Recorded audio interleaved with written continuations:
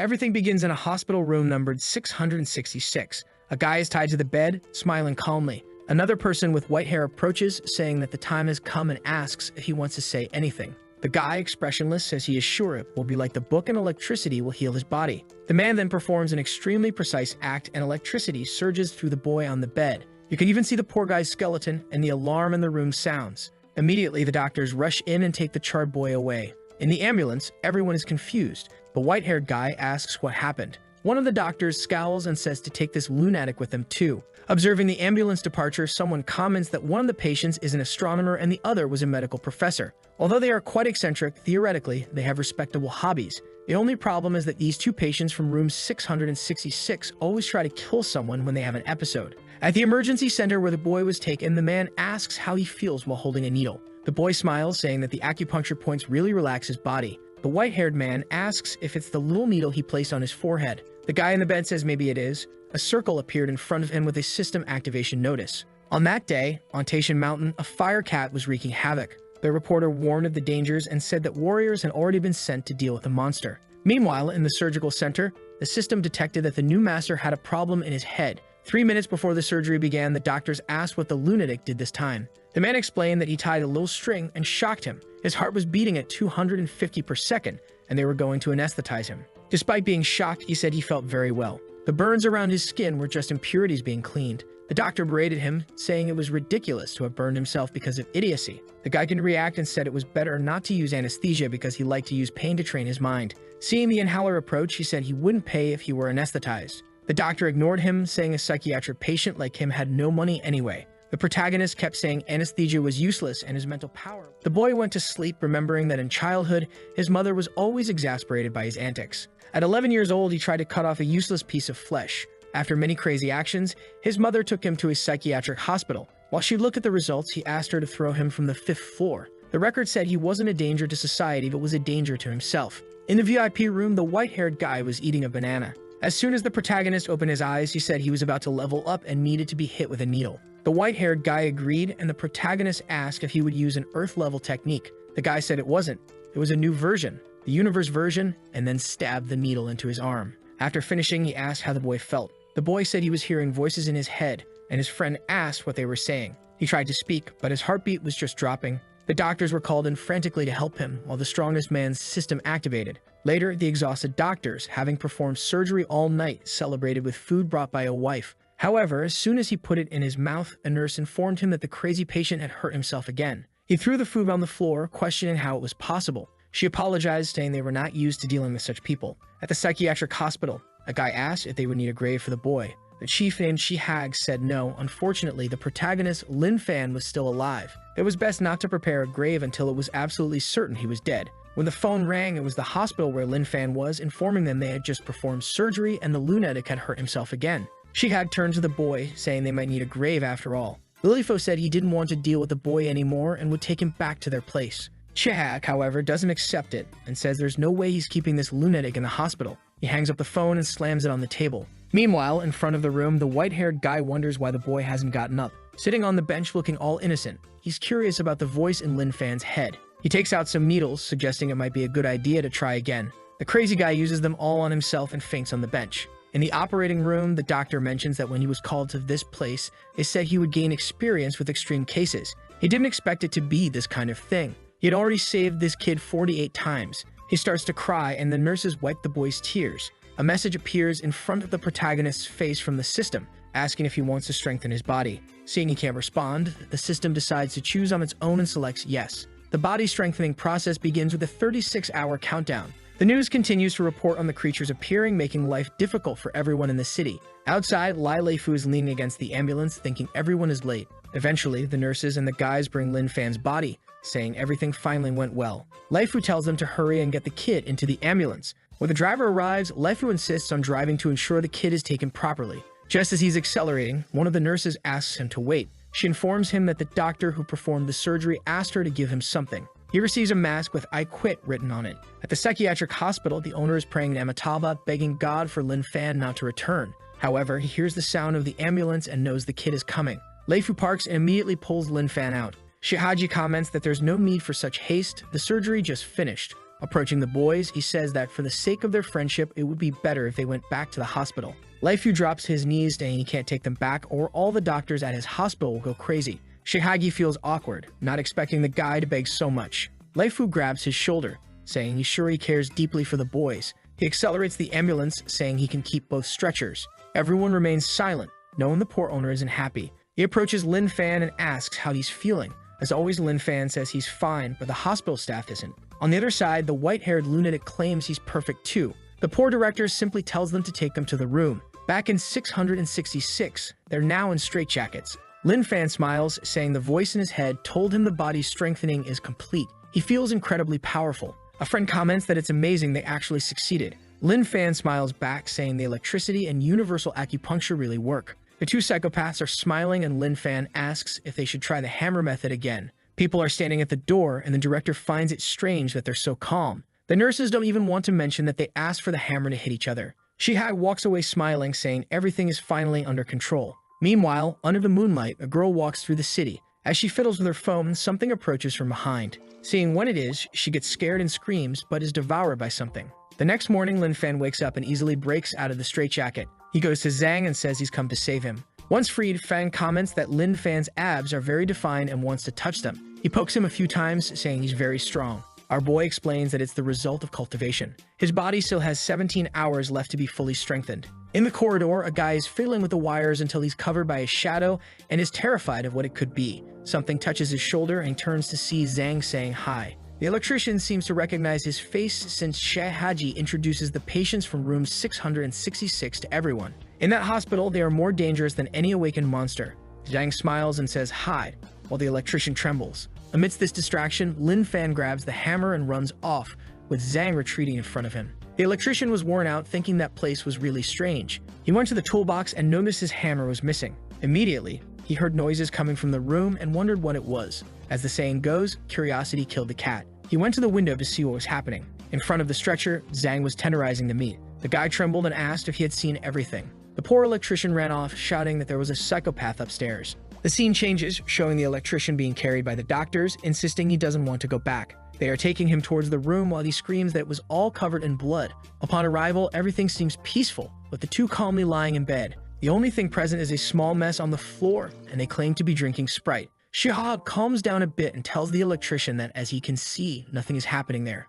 The guy says he understands and just wants his hammer to leave and never return, unless they double his payment. Shihag asks about the hammer and orders it to be returned immediately. Lin Fan, somewhat confused, asks if it's the hammer he had kept. Everyone finds it a bit peculiar. He takes it out of the cart and asks if that's what they wanted. Shihag confirms.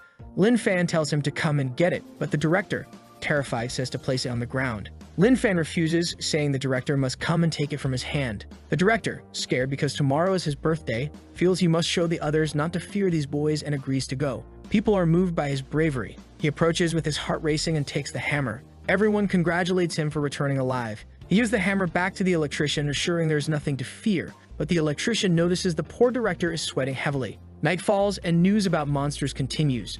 Some crazies are talking, one saying the girl on TV is his daughter. Another old man looks and asks if he's the brother-in-law. They embrace emotionally and people just watch these antics. Zhang nearby asks Lin Fan if he knows the girl. He confirms, saying she's his girlfriend. Zhang, appearing to believe him, asks if he's sure. An announcement about monsters near Qingshan Street is made. The girl on a platform asks if she should go hunt. Confident, having 4 level 2 powers, her name is Xiang Yang, a 16-year-old healer student. A guy with a talisman says it's a good idea, telling them to go and show their potential. She gets excited, saying they are elite students. Back at the asylum, it's said today is February 29th, but Zhang insists it's March 7th. Lin Fan points out that Zhang doesn't have a watch, but he claims he has a Rolex. A guy with glasses appears, asking if they're talking about Rolexes. He confirms it's a Rolex, but says it's broken. However, as a professional and recognizing it as a masterpiece, he offers to fix it for free. He spits on his hand and tells him to look again. Zhang looks down and sees his Rolex. Later, he's crying in the room, saying the watch is gone.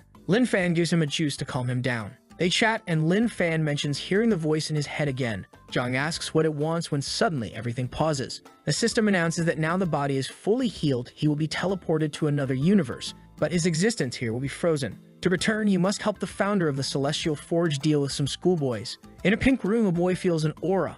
Obviously Lin Fan, confused, looking at himself in the mirror, wondering why he's a girl. For a second, He thought he was a boy. He decides to check when the body's mother appears, telling him to come for breakfast. At that moment, she closed the door, realizing she had come in at the wrong time. Lin Fan now wanted to know why his voice turned him into a woman and put him in those pajamas. At the table, his mother remarked that she was too beautiful and all the boys must be following her. He asked his mother about the milk, and she said it was to make him stronger. He poured all the milk into the soup and drank it immediately, commenting that it indeed tasted delicious. His mother was puzzled by this. At the bus stop, he noticed that life outside the hospital was very serene. Since the body's mother told him not to lose her, he decided to follow the usual routine. He was calmly on the bus when a little girl got on. She couldn't reach the handrail, so he gave up his seat for her, and she thanked him. At that moment, a guy with purple hair boarded. John Hao asked why he wasn't saving the seat. He grabbed Lin Fan's face, demanding a response or threatening to slap him. Lin Fan recalled some memories of the girl being bullied. The guy kept slapping, thinking today Lin Fan seemed different. Suddenly, a man rushed onto the bus, telling the driver to speed up because a lunatic was coming. People were running outside, and the maniac entered, aiming to hit someone. The guy harassing Lin Fan was startled and said his psychopath was entering. Lin Fan calmly stated it was just an ordinary guy. The maniac ran towards the girl and ink splattered. The bully was shocked and trembling. Lin Fan had blocked the attack with his hand and asked why a monk wanted to kill people. The man retorted he wasn't a monk and ordered Lin Fan to let go. Lin Fan repeated for him to let go. The passengers on the bus were confused by this madness. The man began to sweat and release his grip, falling to the floor and asking if Lin Fan was crazy. Lin Fan demanded he answer the question. Later, the police surrounded the bus and everyone was being escorted out. The man was still terrified, telling Lin Fan to stay away. Lin Fan wanted to return the man's tools, but he refused to take them back. Lin Fan said it was fine. Meanwhile, his friend was outside, his soul practically leaving his body. Lin Fan called out to him, saying it was a pleasure to see him again. He extended his hand, suggesting they should get to know each other better. The trembling guy greeted him. He felt something sticky and realized what it was. While the friend stood paralyzed, staring at his own hand, a nurse came to apply some bandages. Lin Fan assured her it was fine, explaining it was a kind of training to strengthen the mind. The nurse quickly noticed he wasn't normal. The guy who had invaded the bus was being taken away by the police. Seeing Lin Fan, he ran off, shouting he was heading to jail. A guard congratulated Lin Fan, saying the police department would contact the school. Lin Fan dismissed it, saying he was late and had to go. The officer admired his spirit, but told him to stay put as they needed to discuss his injuries with the school. Lin Fan said it was nothing and he was just using the pain to strengthen his mind. The officer, now certain something was off with him, stayed silent. Lin Fan found himself in front of Shenyang School, a body he was in. Walking around, he imagined Zhang would be a great teacher, but thought all the students would run away from the needles, making it quite scary. He went to an empty classroom, sat down, and began to doze off. He remembered his mother asking the doctor if he could attend school. The doctor had advised against it, which saddened her, and so Lin Fan had never been in a classroom. At that moment, he was poked with a pencil. The girl with a ribbon said he had crossed the line. She was confident that hurting him would make him cry out in pain. However, he just stared at her, and she found it strange that he didn't react. She wondered if she hadn't poked deep enough and applied more force. Lin Fan asked if it was some kind of joke, as people in the hospital always did this. He turned to relax, and she found it odd, wondering what this talk about a hospital was. She approached to apply more force and ketchup sprayed on her face, got up, and ran away. At that moment, a blue-haired guy told Zhang Hao that the protagonist was bothering his girlfriend. He noticed Zhang Hao was down and asked what the problem was. Zhang Hao said it was nothing serious, just better to leave that Tianyang lunatic alone. The blue-haired guy remarked that the only strange thing about that kid was how effeminate he was. Yeah, in the end, he's just a kid. Lin Fan approached and greeted Zhang Hao, saying it was nice to see they were in the same class. Smiling, the blue-haired guy wondered why this idiot was there. However, Zhang Hao, excited, stood up to greet him. Lin Fan mentioned remembering him from the bus, and Zhang Hao agreed it was quite a coincidence. With that, Lin Fan walked away, leaving Zhang Hao desolate at his desk. A while later, the teacher entered the room and asked if they remembered the poem she assigned yesterday. The students were scared she might ask them to read it because they knew she was ruthless. She immediately called the protagonist and asked him to read. Everyone knew he was timid and were sure he would stumble over the words. However, Lin Fan simply stood up and said he didn't remember it. The teacher called his name, but her sixth sense kicked in, realizing something was strange about him today. Lin Fan asked if he could sit down and she allowed it. He thanked her, and everyone wondered how he escaped her so easily. In the classroom, students were chatting while Lin Fan stood in a corner with a key in hand. The blue-haired guy put a hand on his shoulder and asked what he did with Zhang Hao and the teacher. Lin Fan didn't respond, seemingly focused on something. The guy grabbed him by the collar, demanding an answer. Lin Fan mentioned that electric current could stimulate the human body and strengthen it, so he planned to test it. The guy doubted his sanity and challenged him to do it.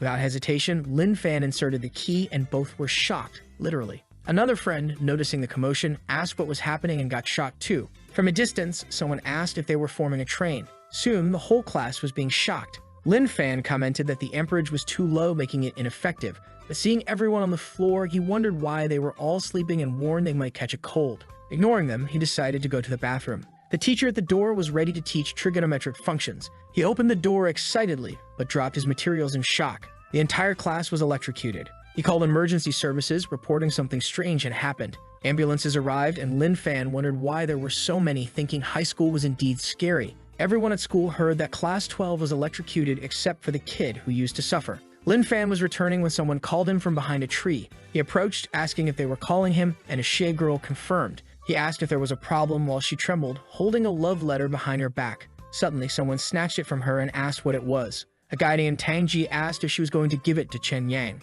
She turned, demanding it back, but he raised his arm, teasing her about being cute. While he played with the letter, she insisted he return it. Lin Fan jumped and snatched it from his hand. Tang Ji was confused, and Lin Fan asked why he was doing that. Tang Ji questioned if he had really snatched it and approached Lin Fan, saying if he read what was written, he would leave him alone. Lin Fan asked the girl if she wanted him to know what was in it, and she said no. Lin Fan declared he wouldn't read it if she didn't agree. Tang Ji punched the tree, leaving a hole, and the girl knelt, saying it was better to read it than suffer. Lin Fan said they couldn't hurt him, so he wouldn't read it. Tang Ji demanded he repeat that, and his friend said Lin Fan was asking for a beating. However, Lin Fan gave a reverse punch to the tree, splitting it in half. The guys were trembling, their souls leaving their bodies. Meanwhile, other students ran to the teacher to report that some students were bothering Lin Fan. The teacher, angry, said he would solve this now. However, upon arriving, he was also shocked. Lin Fan was telling Tang Ji that he wasn't acting right and made him repeat that stealing others' belongings was wrong. Tang Ji, terrified, repeated it. Seeing the destroyed tree, Tang Ji obediently listened.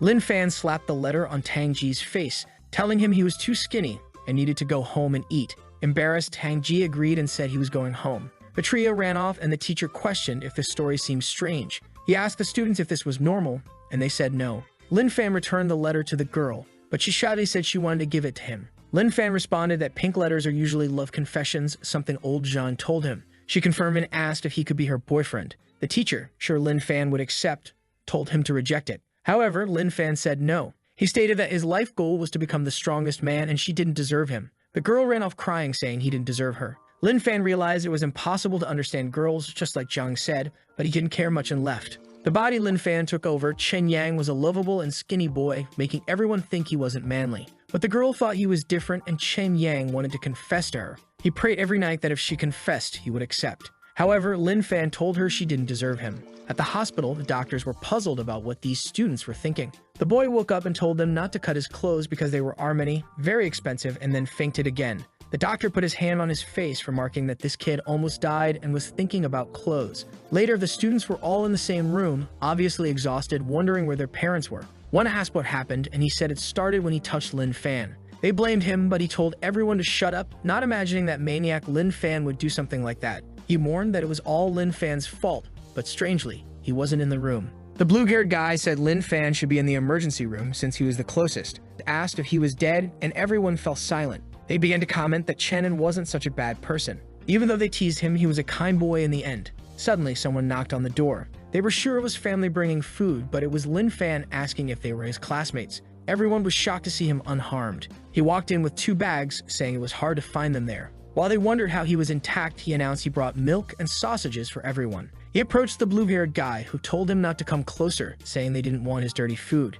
Jiang told them not to blame Lin Fan, saying he was just crazy and he wanted the food. The friend kept nagging, asking why Jiang respected Lin Fan so much, until one of the guys in the room said the boss had sent a message. Everyone was shocked to see it, and the blue-haired guy trembled. It was photos of what happened that morning with Tang Ji. He dropped the phone and told Lin Fan it was incredible that he had come to take care of his friends. Meanwhile, on top of the hospital, a guy was looking at the scenery. He remembered someone holding documents in his face. It was his ex-wife, telling him that since he was going to die, he should transfer everything to her. Seeing the guy next to him, he wondered why she didn't wait until he died. Tired of it, he spread his wings. Back in the student's room, Lin Fan was there when the guy fell to the side, shocking everyone. Lin Fan saw it, grabbed him by the arm, and held him. However, the arm bone broke, so he grabbed him by the shoulder and threw him back into the room. He asked the guy why he tried to spread his wings and why he wanted to know why he was saved. Sad, he revealed he had a fatal disease and just wanted to end it all quickly. Lin Fan patted his head, saying the director mentioned that when you're sad, you should cry.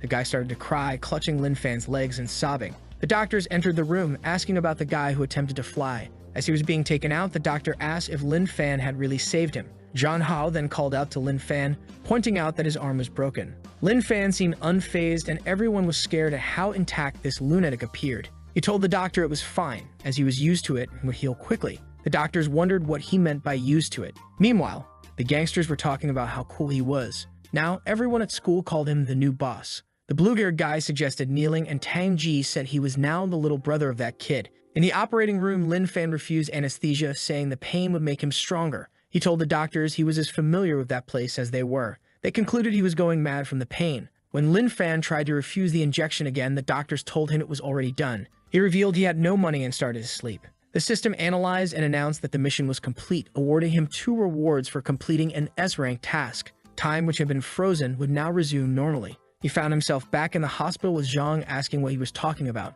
Confused, Lin Fan looked to the side and asked Zhang if he was talking about the voice in his head. Zhang agreed, and Lin Fan explained the whole story about turning into a boy in girls' pajamas. Zhang remarked that it was a perverted dream. Meanwhile, in the world he had altered, the mother was crying beside the body until he woke up, feeling pain in his arm, and started to thrash around. The next day, he went to school, terrified because he was already injured and knew it wouldn't be easy. At that moment, the gangs approached him. Everyone stared at him, trembling. Suddenly, they knelt, telling the master he could pass. He looked pale, unable to show any expression, and just agreed, walking past like a boss. Behind the trees, the girl remarked he truly was a brave man, realizing she didn't deserve him. At the city's special center, people were discussing the increasing intelligence of the creatures. Monk Liu Hai claimed it was impossible for creatures to become so smart. Tao Ming warned that if they continued evolving, humanity would soon be extinct. The head of the table confirmed he wasn't lying. Kim Song asked what would happen at this rate. Another monk, Orelho, slammed the table, saying the problems had already started.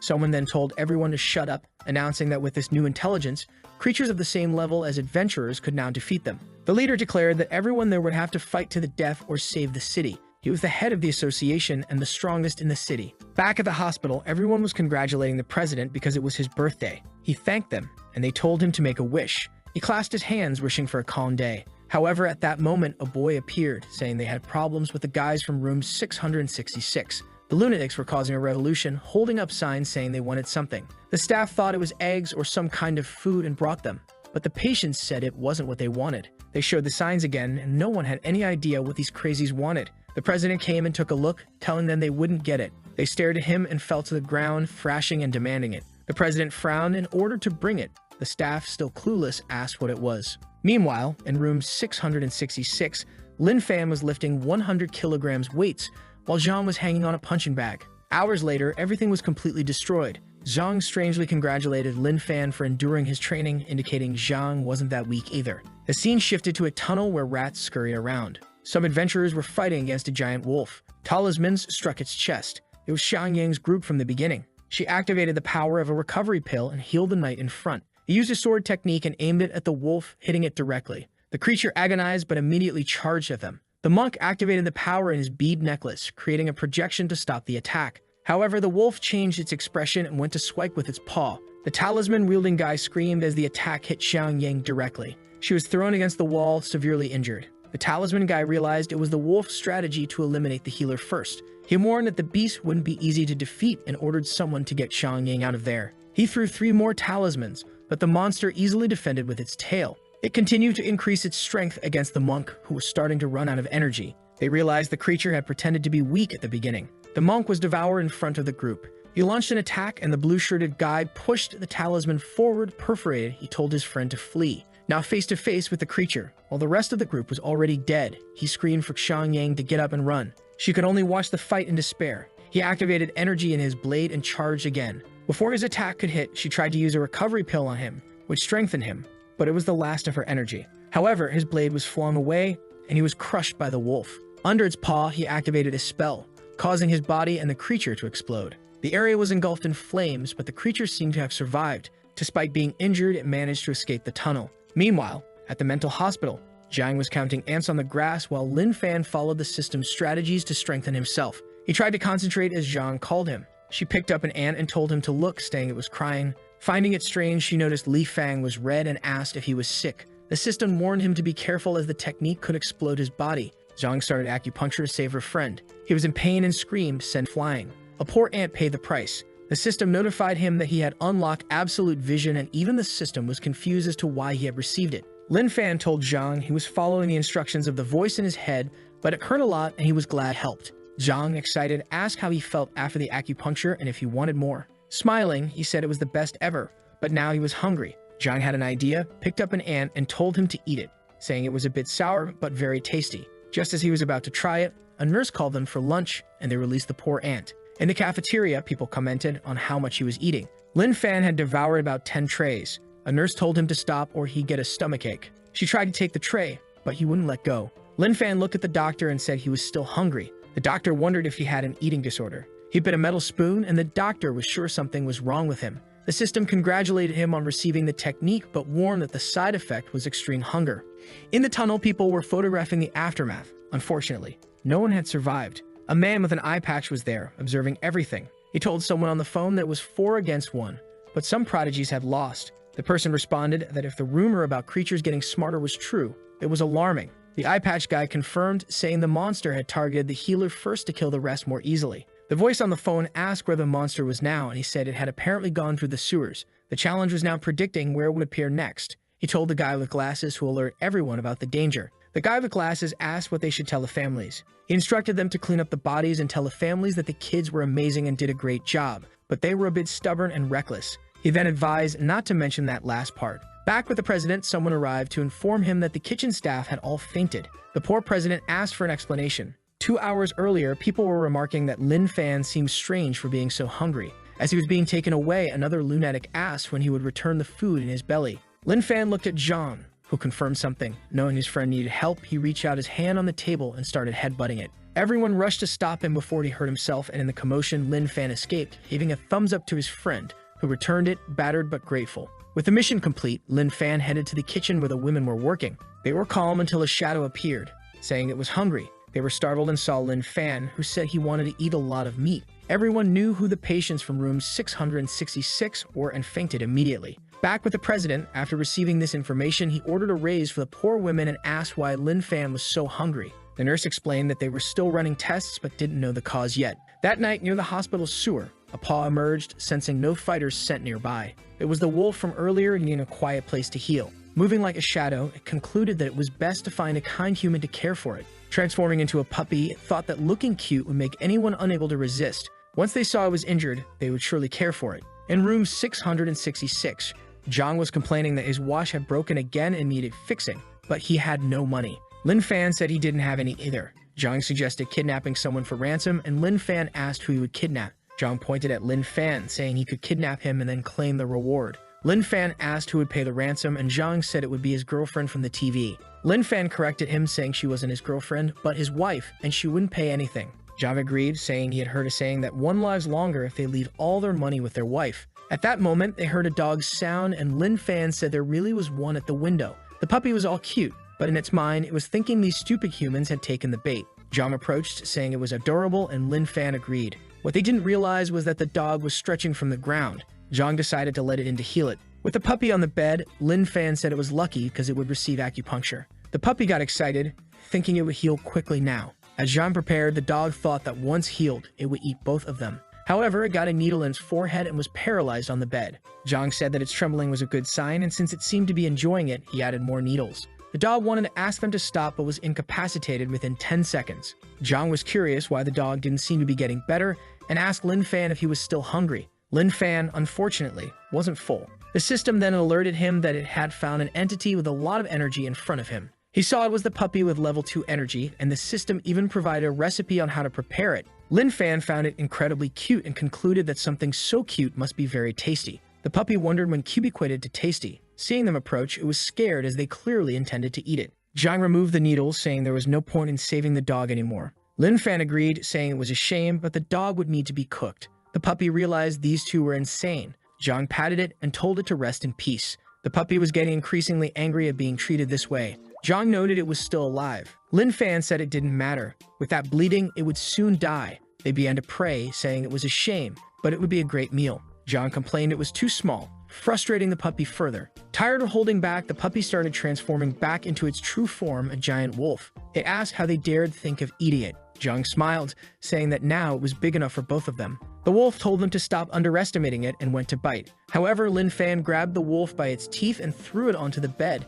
scolding it for trying to bite humans. The poor creature trembled, unable to understand how this human had so much strength. He tried to bite Lin Fan's arm but couldn't cause any harm. Realizing it couldn't injure the boy, the wolf was confused as Zhang commented on how soft the wolf's fur was and felt like petting it. After petting it, Zhang said it was time to begin and stuck out his tongue in anticipation. The monster thought it was a cursed level 2 creature, not a pet, and wondered why these two were humiliating it. Lin Fan then stretched out his hand and slapped the wolf, knocking out all its teeth, warning it to stop thinking about harming Mr. Zhang. While Zhang hugged it, the wolf was desolate, trying to gauge if these guys were fighter level 3 or 4, or maybe even higher. As Zhang petted the wolf, Lin Fan wished he would die quickly because he was hungry. Zhang remarked that the tail was fluffy and wanted to see it wag. Lin Fan ordered the wolf to wag its tail, which it initially refused to do, but a squeeze of its teeth made it comply. The wolf's plan was to respect Lin Fan, and when given a chance, devour Zhang. But Zhang insisted on seeing it wag its tail like a tornado, not just side to side. The wolf thought these bastards were violating its rights, but a squeeze of its teeth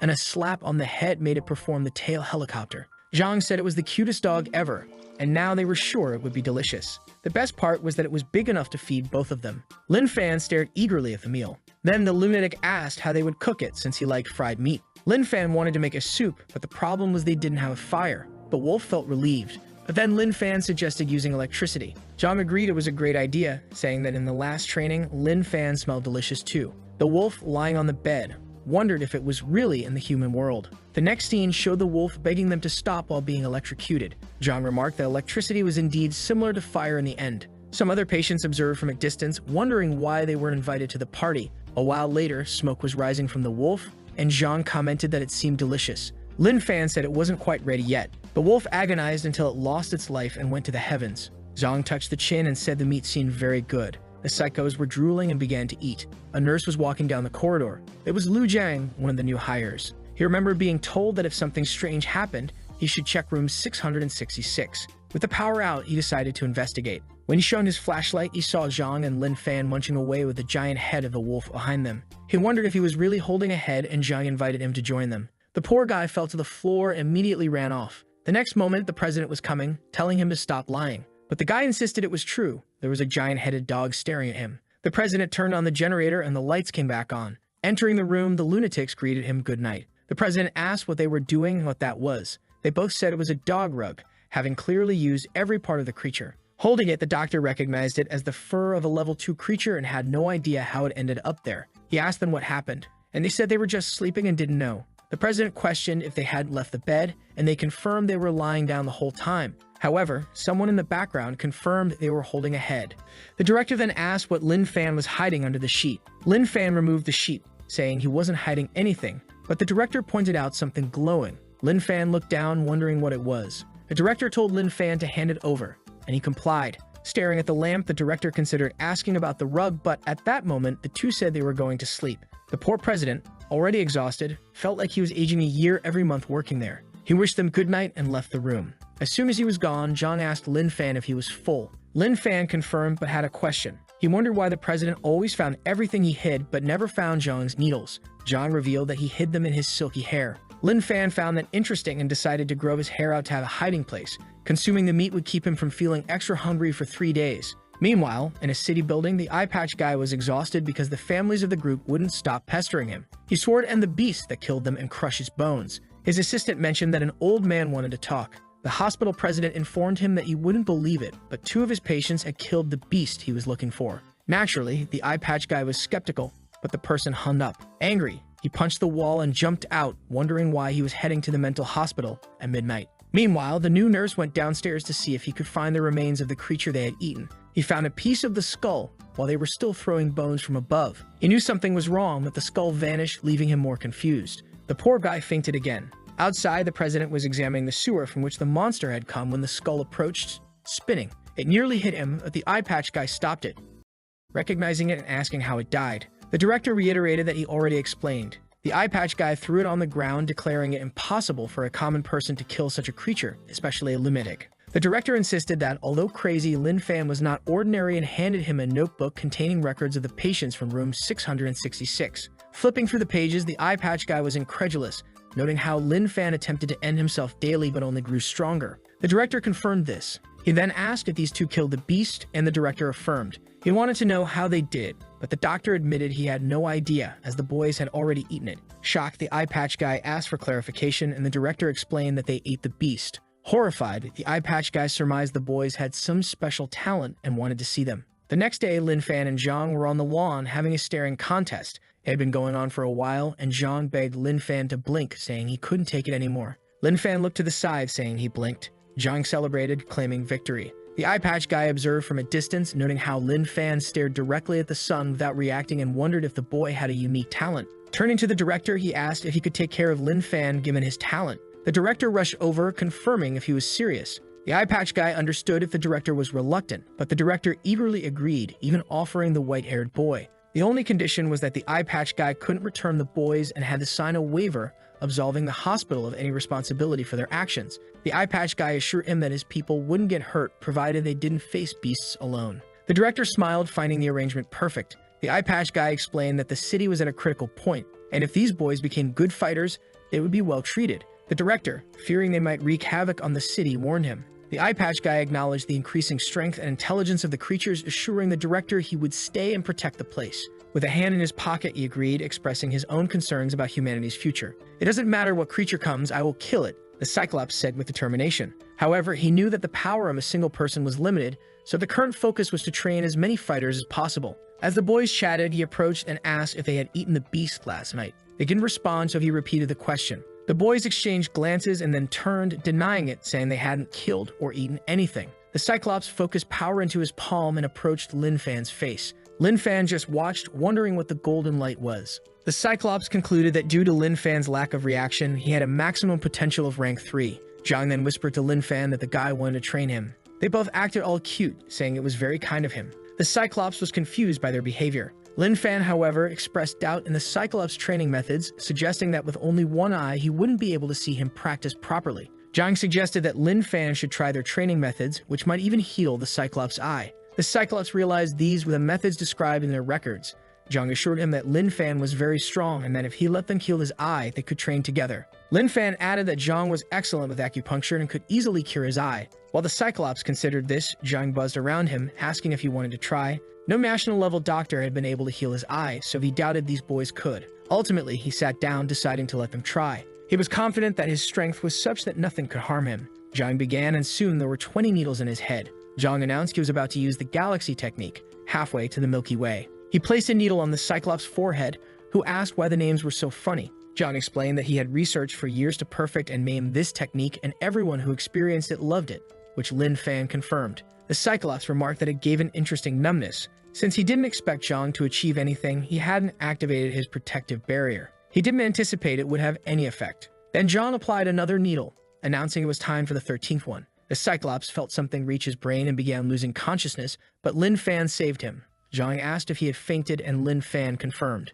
Zhang wondered if there was something wrong with his ability, but said he had an idea for making it much better. He asked Lin Fan if he wanted to try, and Lin Fan agreed, trusting him. Soon, both of them were on the ground, confused. Zhang had another idea for improvement, but had no one to test it on, leading to all three collapsing. The director approached, wondering where Zhang hid so many needles, since not even a national-level fighter could survive them. In the emergency room, a special phone rang, indicating it was from that room. Everyone recognized the sound and began crying in despair. Answering it, the person on the other line said they were sending help, noting that this time 3 people were injured. The medics arrived quickly, taking the 3 boys away. The driver, with bandaged eyes, was considered risky by the staff, but he reassured them it was due to Zhang's incredible skill. He shut the doors and sped off in the ambulance. Everyone was concerned about the boys' arrival. At the hospital, Lai Fu wondered why those guys were so resilient. Maybe he should stage an unexpected event to deal with both of them. He slapped himself, questioning his thoughts, but remembered how troublesome they were and slapped himself again. He called the director, pleading not to send the boys again. But 2 days later, they were back. The director reminded him that keeping them hospitalized was better than having them return. Lai Fu complained about constantly needing to find new doctors because of them. The director told him to relax and check the message. Lai Fu found a lot of money with a note warning him not to send the boys back now that he had accepted the bribe. On the stretcher, the system asked if the protagonist wanted to accept an SS defense, but as always, he didn't respond. Because of this, the system chooses for him. In another part of the hospital, the guy who fainted upon seeing the giant dog's head is talking with his wife. She says she's gaining weight, but he reassures her that she looks wonderful, whether slim or chubby. She feels happy and romantic, peeling an apple for him. She hands him the apple, and he is delighted. At that moment, a doctor enters and informs him that he will be discharged in the afternoon, provided he doesn't have another panic attack. A nurse announces that the patients are ready, and he orders them to be brought in. The first to enter is Lin Fan on a stretcher. The man immediately points at him, shouting that it's all his fault, the guy who was eating the meat with the giant dog's head. This shock causes him to faint again. The system continues evolving the protagonist's body, and he wakes up beside Zhang. Meanwhile, on the bed next to him, the man clutches the doctor's leg, begging to leave the room. Seeing the boy, he says he's hungry and wants to eat something. Their eyes meet, and he faints on the floor again. The Cyclops wakes up, wondering how he ended up like this. His body can withstand bullets, so it shouldn't be affected by mere needles. He's the strongest person in this city, so how was he knocked out by a lunatic? John comes up to him, asking if he's awake and apologizing for not getting it right the first time, but assures that with a few more tries, he'll succeed. The Cyclops agrees to try again, and Zhang excitedly tells Lin Fan that this guy is very kind. Zhang goes to his hair, saying that this time the eye will be cured. The Cyclops is taken to the emergency room because his heart rate dropped. Lin Fan tells him it's okay, he'll get it next time. Upon waking up, the Cyclops wonders that he fainted again because of those needles. It seems impossible since a level 9 beast once broke his bone and didn't pass out. Zhang appears again, apologizing but promising that this time it will work. The Cyclops wants to be sure that it's the needles causing this. Zhang reassures him that it will work this time. The next moment, the Cyclops is being wheeled away because his heart rate is dropping again. Feeling desolate, Lin Fan says that the guy is strong and will survive. Zhang relaxes while the nurse searches for those cursed needles. In the next scene, the Cyclops wakes up with his legs in casts. The doctor informs him that his left leg is completely paralyzed. Zhang approaches, asking how he feels. The Cyclops can't believe he's nearly dying because of this psycho. Zhang looks at Lin Fan, saying the guy doesn't seem to trust him anymore. Lin Fan replies that it seems they are different then. The Cyclops looks angrily to the side, saying these two should like this video to help them. Do you remember that last chapter ended with Cyclops being tortured in the hospital? Or maybe he was just receiving acupuncture treatment. The two guys were chatting beside him, while Cyclops was just thinking that these damn people needed to leave. The crazies were drinking Coke and Sprite, complaining that it wasn't Coke or Sprite. Zhang said he wanted to go out and buy some, but Lin said they had no money. Both of them looked at Cyclops and had the same idea. They approached him and said he had to pay for the great acupuncture treatment. Cyclops just told them to get lost. Then Zhang said fine, he'd sell the watch Cyclops loved so much. Cyclops glared at him and said he didn't need that amazing watch and would give them money if they explained how they killed the cursed dog. They looked at each other, and Zhang said it was a cute dog that even wagged its tail. Lin agreed, saying that when he went to fry the dog, it didn't even react. Cyclops asked if they had been so cruel to the dog that it preferred to die. Lin said yes, it was a very good dog, and Zhang mentioned that the meat was good. Even the poor dog's soul was writhing. Cyclops continued, saying he wouldn't believe such nonsense until he collapsed on the pillow, lamenting that it was his fault for trusting information from two psychopaths. Zhang asked who these psychopaths were, and Lin said maybe it was Cyclops himself. With that, both of them extended their hands, saying that now they had given the information, they wanted the money. Cyclops reached into his pocket, threw a card with a password, and said there was 50,000 on it. They stared at him, and Cyclops said it was the account with the least money, but it was enough. He didn't care how much they would spend because he had no family, and his only goal in life was to kill the beasts. However, they returned the card, saying that wasn't money.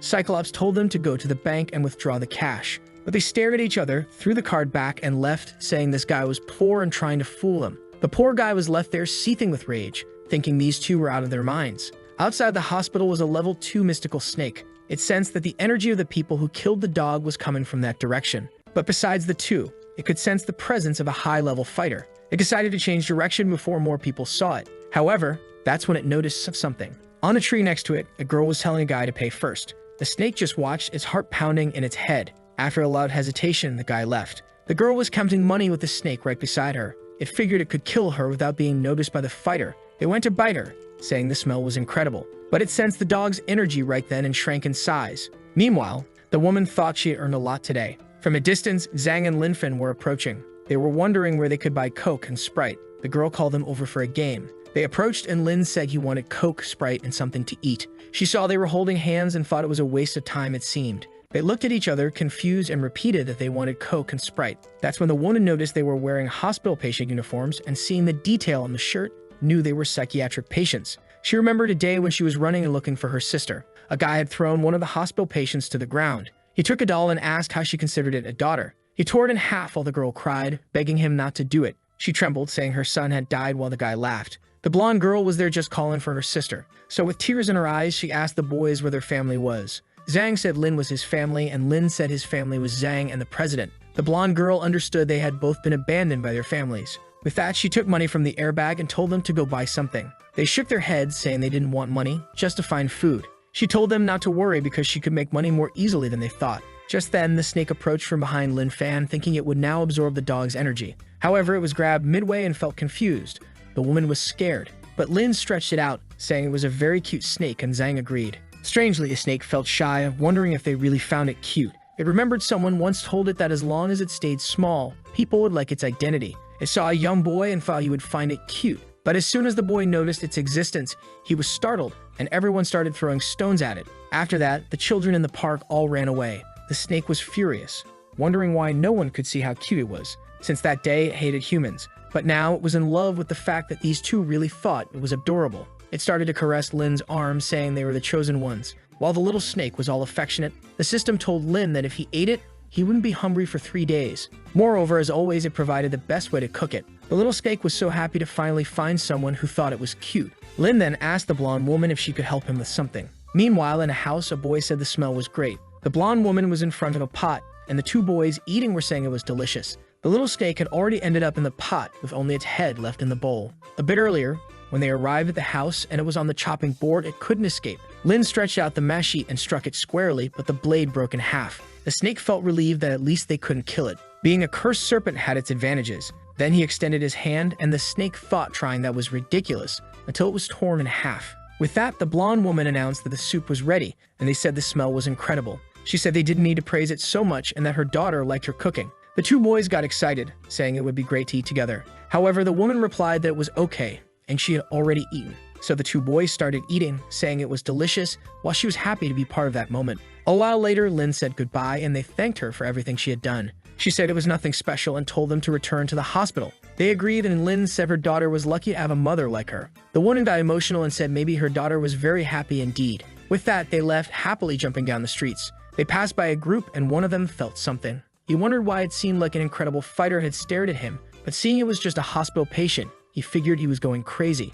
Then the other members mentioned that the beast's energy had disappeared. Apparently, they informed Cyclops, who asked how that was possible. He received the news that it had already been confirmed, but they didn't find the body or who did it. Just then, Lin Fan entered the room while the guy was talking about trying to locate the snake soon. Lin came in with some food, saying he had something for him. The guy was more focused on the call until Lin opened the container. The guy was sure of it. He cursed, and people wondered why the boss was so angry. He ran one of the snake's remains through a device that showed it was indeed a mystical serpent. While the two boys were happily eating, he was there, devastated in the corner. Zhang said that Cyclops didn't seem to want to eat, so they should take it from him, and our boy agreed. Hesitant, Cyclops asked how they killed it and how they were eating it. He knew that it was a creature with the speed of light, so what was it doing in that bowl? Zhang said the snake approached them, and Lin said it was so cute that it wrapped around his arm. Drooling, they said that in the end, it was very adorable. In the sky, the snake and the dog were humiliated beyond belief. Cyclops was almost exploding with rage and said if he believed them again, he'd throw himself out of that window. Zhang said the guy was very aggressive, and Lin replied that crazy people were like that. It was what the president said. The poor guy was there, completely drained. Night fell. He was there thinking that no matter how crazy they were, they had killed two cursed creatures. He couldn't understand if these guys were always hiding their powers. Then he heard a sound beside him and wondered what they were doing. The two boys got up, and Cyclops wondered what they were planning to do. Standing, Zhang said the guy was a good person, and he had improved his technique to be able to heal him. Lin said that if that's the case, he believed in the boy. Cyclops decided that this guy must have some power, so he gave him one more chance. When the needle was near his forehead, Zhang mentioned he couldn't see well because it was too dark. Lin said it wasn't a problem since he'd been practicing for years. With that, he drove the needle in. With his head full of needles, Cyclops felt that this time it was much stronger than before. He was gripping the blanket while Zhang said he couldn't miss the last one. He struck the 13th needle just as someone opened the door, asking what was happening. It was one of the nurses, trembling. Cyclops wondered if he was dying and thought he didn't want to do this. However, he reached out for help and then lost consciousness. The nurse screamed that the two crazies were killing another patient. With that, poor Cyclops was taken away on a stretcher. Sometime later, Zhang apologized, saying he placed the last needle in the wrong spot. Lin said it was okay. There was always hope. However, now the two were tied to the bed. Of course, there's only hope if the guy survives. The doctors had to shave Cyclops' head. They were discussing among themselves when suddenly Cyclops opened his eyes and stared at them. The doctor was startled, and everyone looked at each other. The doctor said at least he woke up before the operation, It would have been terrible if he woke up with his head open. Seeing that his vitals improved, they decided to cancel the surgery. They asked Cyclops if he wanted to go back to that room or have a private one. But now he was just staring at these doctors, who started to think he was going crazy too. What the doctors found strange was that his bones seemed to have healed very quickly. However, the problem was that his leg was still broken. Just then, the guy disappeared from the stretcher. He was walking around the hospital with a shiny bald head. He approached Zhang, saying he was the leader of the squad that had been defeated 3 times. Zhang might feel proud, but he wouldn't forget this crazy guy's face. Then he realized that every time he saw his bald head,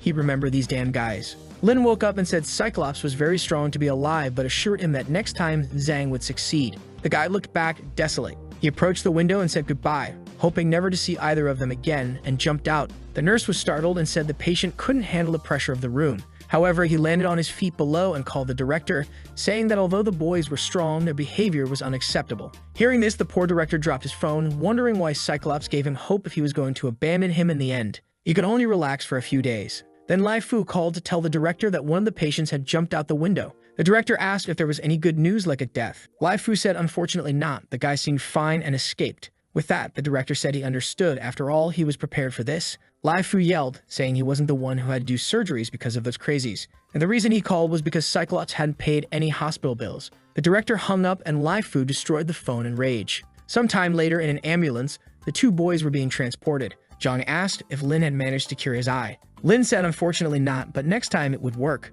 Poor Zhang was crying, saying he didn't even get to say goodbye to his friend. Lin told him not to worry, he'd say goodbye, remembering the moment he went to the window and said goodbye. But Zhang didn't understand that he had said he never wanted to see them again. With that, Zhang relaxed and said if that was the case, maybe he'd do one more acupuncture session. Then he saw some apples and asked Lin for one. Lin tore the leather restraints and got an apple for Zhang. With that, Zhang ate happily. In the passenger seat, the guy said Lai Fu was very dedicated to driving for his patients. Lai Fu said it was just to ensure he'd get what the director owed him. With that, he sped up the ambulance. At the same time, at the Yanhai City port, a tentacle hit a guy, slamming him into a wall. It was a level 4 mystical octopus. That group from before was fleeing the creature. They were activating their powers to try and counterattack, but they found themselves surrounded among the containers. The octopus began releasing black smoke. The group knew that if they were captured by it, they had no chance of survival. With that, they ran desperately. The problem was that one of them was about to be caught and knew he would die if that happened. Just as the tentacle was about to hit, he was protected by a golden barrier.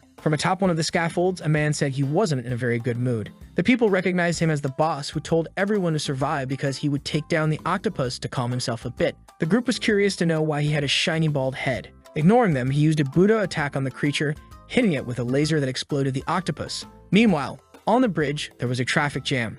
Lai Fu had no idea why this was happening until a bunch of people ran by in a panic. He turned to the side and the guy looked scared. Suddenly, a body slammed against the glass and Lai Fu realized something serious was happening. Meanwhile, Cyclops had defeated that creature, but still felt a malignant energy. One of his employees came running, saying he needed to see this. Showing a map, he said that in that area, one of the beasts had escaped and was blocking the bridge. Everyone there was fleeing in desperation. Lin commented that the apple didn't fill his hunger. Zhang said unfortunately, they had already eaten both. Lin explained that the crazy voice in his head said he needed a lot of energy to advance to the next stage. The system was cursing the boy, saying he wasn't crazy. Outside, Lai Fu got out to rescue the guy who hit the window, but the octopus was right there, destroying everything. He laid the guy on the ground and ordered his assistant to fetch the kit from the ambulance. The assistant said it was impossible with the beast there getting closer. Lai Fu threw his expensive watch and ordered him to bring the kit and take care of it. The assistant continued insisting they should give up because the boy on the ground was going to die. But Lai Fu said he received that watch from a child he treated,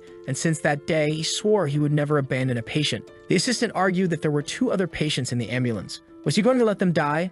Lai Fu said those 2 bastards didn't count. With that, the assistant opened the door and informed Zhang and Lin that a beast was coming. They looked at each other and freed themselves. The assistant was impressed that they didn't seem restrained. The bridge was a total wreck. While the 2 boys were relaxing and the assistant tried to pull them away. Radiant, they asked if this giant beast was cute. The assistant said maybe, but he was all confused, trying to imagine the giant octopus being cute. Lin said that if that was the case, there was no need to run. Zhang said to let them play with the creature. The assistant trembled and asked if they were crazy. The beast was there, looking for its father, saying it was full. Lin thought that its father wasn't coming, but he was. Lai Fu was asking the driver for help, but he had disappeared. The guy on the ground was almost giving up on life.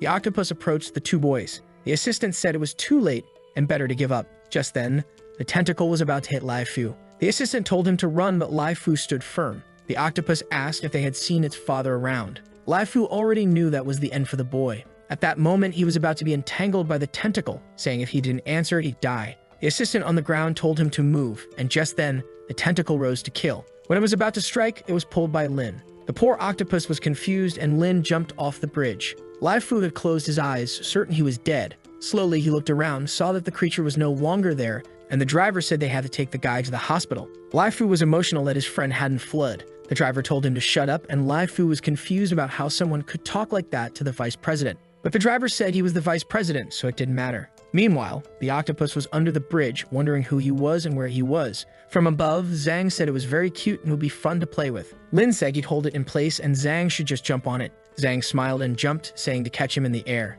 The octopus was startled and Lin threw it to the side for Zhang to land on it. The crazy guy started poking it, saying it was very cute. Just as the octopus was about to attack him, asking if he was so eager to die, Zhang stood still, almost getting hit if it weren't for Lin pulling him away. Zhang rolled off the creature and hit his head on the ground. Lin mentioned that the creature was a bit aggressive and suggested they hold back a bit. The only problem was that, by accident, he had ripped off a tentacle. Zhang said it didn't matter since the creature had many of them. The monster was on the ground, writhing in pain and calling for its father. Seeing all the tentacles, Lin agreed that Zhang was right. The creature, angry, said they deserved death and went for another strike at Zhang, but Lin grabbed its tentacle midway and pulled, tearing off another one. Nearby, Zhang had found an abandoned grill. As more tentacles were being ripped off, the octopus was pounding Lin, but he didn't react. Almost getting hit in the face, Lin bit the tentacle instead. He immobilized another one until he smelled something strange. He let go of the creature and even the octopus asked where that delicious smell was coming from. A tentacle was being grilled and Zhang was even adding some sauce.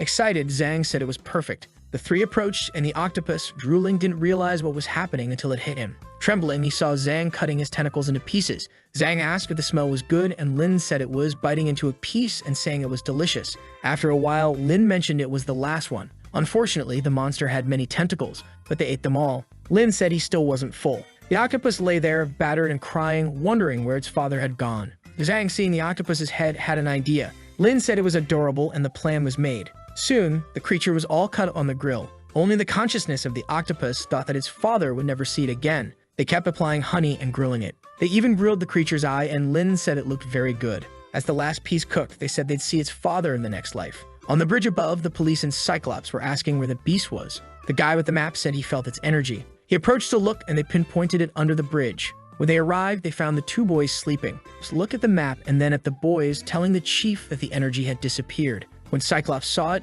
he was shocked. He remembered saying he didn't want to see those damn kids again. The assistant wondered where the beast's energy went. Cyclops started sweating, not wanting to believe it was happening again. A girl approached, saying they should wake the boys and ask some questions, but Cyclops asked if she believed mental patients. She turned and said no. With that, Cyclops scolded her, asking how she could even think for a second about believing a lunatic. He explained it was extremely dangerous, and she might end up bald. The girl had no idea what being bald had to do with believing a lunatic, but any decision by the captain was incredible to her. The assistant then asked what they would do if they couldn't find the creature. Cyclops turned and walked away, approached the boys, and asked if the octopus was tasty. They said yes, it was delicious. With that, he was sure of what happened. Some time later, in a building, someone was saying that some fighters were encountering beasts that knew how to hide their powers. In the meeting, a woman mentioned that the creatures were almost as intelligent as humans. Cyclops was questioning whether he should train the boys when he remembered their malicious faces and trembled. He was desolate while people talked about the end of the meeting. However, everyone had noticed that Cyclops was acting strange today. The orange-haired woman called his name and asked if he was doubting her analysis. She was the head of the strategy department. Cyclops seemed to be waking up now and was all confused. She mentioned that the academy interns would be sent to the mental hospital to train their psychological resilience. She touched Cyclops' bald head and asked if he had any questions. The other guys at the table thought it would be an easy mission for the interns, so Cyclops shouldn't say anything. After all, it was very difficult to change that woman's mind. Cyclops warned that it would be too difficult a mission for the interns. The other trainers wondered how he could say something so idiotic with a serious face. The woman said she thought you would say it was very easy, while the other bald guy wondered why she never touched his bald head. She explained that it was easy to measure people's strength, but on the battlefield, unexpected things could appear. So if they learn to deal with crazy people, it will strengthen their mental capacity, the strategist explained. She turned, smiling, saying that Cyclops didn't understand things, but he was just imagining how scary those two guys were. The other instructors were excited, saying it was the perfect opportunity. The strategist elaborated that high-level creatures were managing to coordinate the actions of lower-level ones. This caught everyone's attention, and she said it didn't usually happen,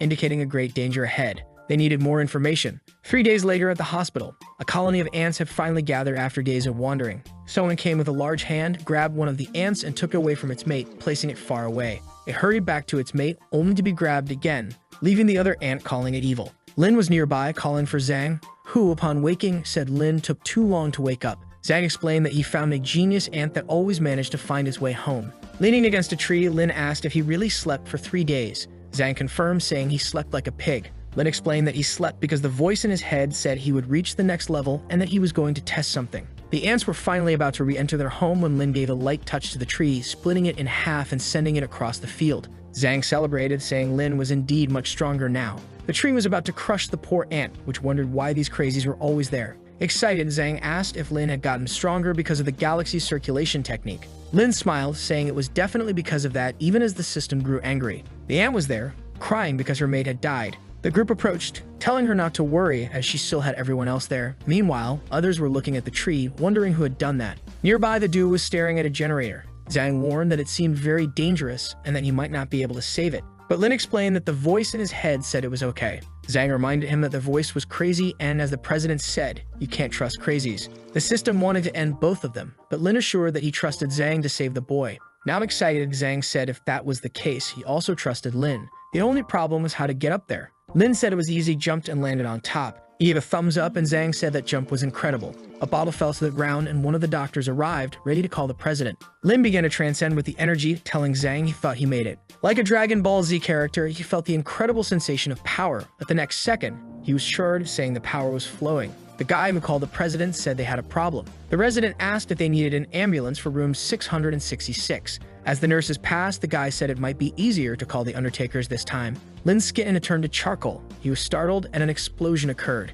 His body was thrown to the ground, and he was smoldering. The staff barred everyone because his body still seemed electrified. Lin lay on the ground, unresponsive, until Zhang pushed through everyone and threw himself down, saying he would save his friend. Lin told him not to worry, he was fine, just a little tired, then fainted. But when Zhang touched him, he received all the leftover energy and was thrown to the ground as well. The doctor told the president to come quickly to check on them, asking whether to call an ambulance or bury the boys. Sometime later in the operating room, the doctor wondered how he would save someone so badly burned. He was crying, saying he was a doctor, not a god. The nurse told him to calm down. Outside, she informed Lai Fu that the operation couldn't be done. Lai Fu said that as long as there was a sign of life, one must do their best. He entered, saying if that was the case, he would perform the operation, and the nurse was enamored. 10 hours later, the light was green. The surgery was over, and now they just had to bandage him up and send him to the room. One of them informed that the president was waiting outside, calmly waiting for Lin to come out of surgery. While Lai Fu was fuming with rage, he had brought the two back 3 days ago due to another electrical incident. He burst through the door, yelling at the director, saying he wouldn't accept any excuses and that the extra fee must be paid with the amount already owed. The director calmly smiled, saying he was there to get a membership card for the hospital. Lai Fu got even angrier, saw a fire extinguisher, and grabbed it, ready to attack. The staff held him back, saying it would be a crime, and led him away, noting he was tired from the 10-hour operation. This calmed him down, and the president explained he just wanted to save a bit of money with a card. The next morning, Zhang was sleeping beside Lin. The system congratulated Lin on strengthening his body and reaching the intermediate level. At that moment, Lin opened his eyes, still charred. He got up, and the system advised him to keep his mind calm. However, Lin pulled at his face, tearing off the bandages along with the burnt skin, and the system informed him he now had perfect skin condition. He then slapped Zhang awake, who got excited upon seeing him. Lin was glowing, and a nurse dropped a tray in shock. Sometime later, the doctors gathered, marveling at his beautiful smooth skin, while the nurses celebrated. One nurse expressed his admiration, and everyone looked at him, making him embarrassed. Cyclops heard about the incident and concluded he couldn't train those two. But since he spent time with them, he decided he'd attend their funeral. Then he received another call, learning they had survived. He was sure even a level 3 person would die in such an explosion and started wondering if those boys were at least level 4 or higher. If that were the case, such talent needed to be cultivated. The director, now excited with hope, relayed the news. Other doctors rushed, asking if he wanted a membership card, but he declined, saying he didn't want to come there too often. Everyone found his change in mood strange, but now he was glowing, saying Lai Fu deserved a rest after working so hard. Meanwhile, in another room, a man was being cared for by his wife. He noticed her old purse and insisted she get a new one, handing her a card with a good amount of money for her to buy whatever she wanted. She took it, thanking him and saying her uncle would visit soon. The man was excited, wanting to thank the uncle for introducing him to such an incredible girl. She blushed, while someone with many eyes observed people in the hospital. It was the uncle she mentioned. He wondered if he was hallucinating and blamed the fish he ate. Earlier, a parasitic beast had been on a piece of meat and someone grabbed and ate the fish along with the parasite. It was a chubby guy who said it was delicious. Now, walking through the corridors, he wondered where that idiot boy was, raising his child without knowing it. If not for that, he wouldn't waste energy coming here. Suddenly, two things sprouted from his back and wings appeared as he broke into a cold sweat. A nurse at the end of the corridor saw the transformation and was startled. He had turned into a giant fly and told her to shut up and not be so noisy. The next second, he struck her face, knocking her to the ground. Inside the room, Zhang and Lin were relaxing. They looked over as the Mosquito Man grabbed her by the neck. She pleaded for help, but everyone in the hospital was fleeing. The fly said he'd slit her throat to stop her screaming. She could only see everyone retreating as she begged for help. Then he felt a prick in his arm and let go immediately. Zhang remarked that he seemed extremely ill and was about to explode, but he was kind enough to use acupuncture to save him. The mosquito asked if he wanted to die and threw the woman against the wall, searching for Zhang. He saw Zhang below and went to grab him, but Lin caught his arm and warned him not to hurt Mr. Zhang. Zhang said he could heal the guy, but wasn't sure if he wanted the treatment. Lin said it was fine and asked the guy if he wanted Zhang's acupuncture. The Mosquito Man was about to respond when Lin slightly broke his arm, asking again if he wanted Zhang's treatment. Seeing his broken arm, the Mosquito Man threatened to kill him and began flapping his wings to escape. Lin calmly watched, and when the mosquito tried to attack, Lin easily grabbed his wing mid-air and tore it off his back. The Mosquito Man, now helpless on the ground, was asked again by Lin if he wanted to be healed by Zhang. Grabbing him by the collar, Lin said it might be his only solution. Lin brought him over and told Zhang that he had agreed to the treatment, but Zhang noticed he was choking the guy and asked if that was okay. Lin explained that the mosquito had grabbed the woman that way, so it seemed to be his preference. Zhang agreed, saying it made sense, and began the treatment by sticking the first needle in the Mosquito Man's head. The Mosquito Man agonized and fell to the ground, now full of needles and unable to react. Zhang mentioned he would now proceed with the galaxy transformation. The final needle was about to be inserted, and the Mosquito Man's nervous system warned him of impending doom. He pleaded with Zhang to wait, explaining that he was a parasite, and if Zhang continued, the human host would die too. The Mosquito Man hoped to exploit Zhang's sense of morality to save himself, intending to lay eggs in everyone and resurrect later. However, Zhang, unaffected by the plea, drove the 13th needle into the Mosquito Man's forehead. The Mosquito Man, realizing Zhang didn't hesitate for a second, lamented that he didn't even have time to finish his thought before his body disintegrated. At the same moment, the man's wife changed expression. Her boyfriend asked if she was okay, but an eye appeared on the other side of her head, startling him as she declared that Daddy was dead. When her card fell out of her pocket, he grabbed it, ran out of the room, and slammed the door shut. She broke the door, demanding to be let out. A nurse appeared, asking if this was a new couple's game, but the man, screaming, said he forgave her for having another man's child, for cheating on him, and even for gaining weight, but he couldn't forgive her for becoming so ugly. She smashed the door onto him, asking how he dared criticize her beauty. At that moment, Lai Fu pulled in by the collar, holding a blade. The man clung to Lai Fu's legs, calling him a hero and begging to be saved. Earlier, Lai Fu had been napping in a room after the operation, waking up startled, remembering the president's request for a membership card. Seeing the blade, he decided to deliver the card to the president immediately. The mosquito woman trembled, wondering why someone was carrying such a thing around. Lai Fu ordered the special squad to be notified of the beast's presence. One of them returned, saying they had already been called. The mosquito woman leaped towards them, calling them trash and telling them to die. The boyfriend called her trash for cheating on him. Lai Fu watched the couple's argument, dodging the first attack. The man was emotional, praising the president for saving him, while Lai Fu tried to pull him away. Then someone threw 3 talismans at the mosquito woman, saying they would purify the evil. As the talismans activated, tree vines emerged, immobilizing her. It was the squad of Cyclops interns who told the two to flee. They quickly subdued the creature and it fell to the ground. The analysis squad arrived simultaneously, confirming the creature's energy had disappeared. However, one of them noted something seemed to be nearby. The creature's belly moved and the map flashed with an alert, signaling a like on the video that helps Mamoru make more juicy content for his viewers. Activate the cheeky little bell,